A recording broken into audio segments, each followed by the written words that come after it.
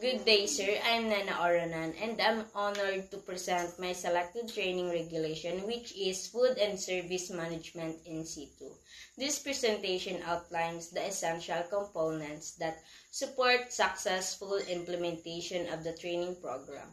These include training needs analysis, or TNA forms, which assess the specific competencies and areas for improvement among trainees. The training plan, which details the course structure, learning goals, and instructional strategies. The training's facilities list or checklist, which ensure that all kitchen tools, service equipment, and learning space meet industry standards. The training's record book, used to document attendance, module completion, and trainer feedback. And the trainee's program sheet, which monitors each trainee's performance and skill development. Throughout the program together, these elements ensure that the training is throughout relevant and aligned with TESDA's standards for food and service excellence. So, in training needs analysis and food and beverage service NC2 conducted to identify the specific competencies that learner must develop to meet industry standards. This process involves evaluating current performance level and pinpointing gap in skill such as train handling, table, and settings, customer interaction, and sanitation practices. Through observation and feedbacks, instruction determine which areas require focused training. For example, if students struggle with balancing trays or communicating with guests, these become priority areas for improvement. The goal is ensure that the training program responds directly to the learner's actual needs and prepare them for the real-world service scenario.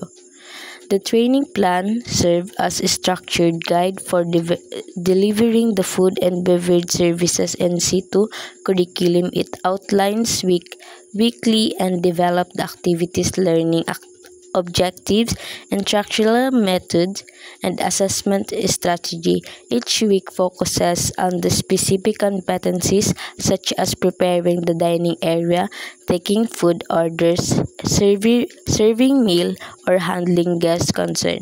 Activities includes hand simulation, role-playing, and practical demonstration, all aligned with TESDA competency-based approach.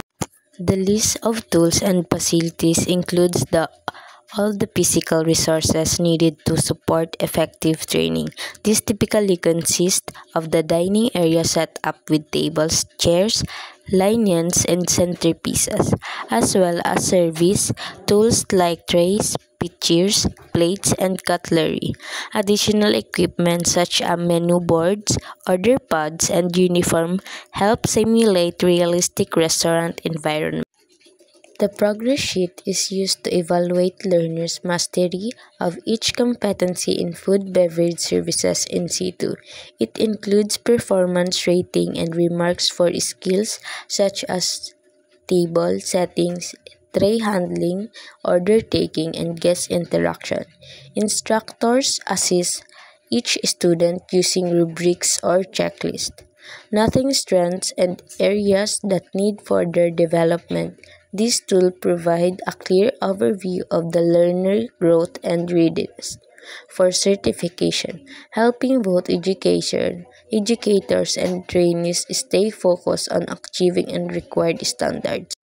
In conclusion, the components of the midterm portfolio for food service in situ, including the training need analysis, training plan, and list of facilities, record book, and progress sheets, are essential in delivering a structured and competency-based training program. The training needs analysis ensure that instruction is focused on actual skill gap, such as proper table setting, tray holding, and customer interaction. The training plan provides a clear roadmap for developing core competencies like training orders, serving food and beverage, and handling guest concern. The list of facilities support handling on learning by providing realistic service areas, dining setup, utensils, and sanitation tools that simulate actual restaurant environment.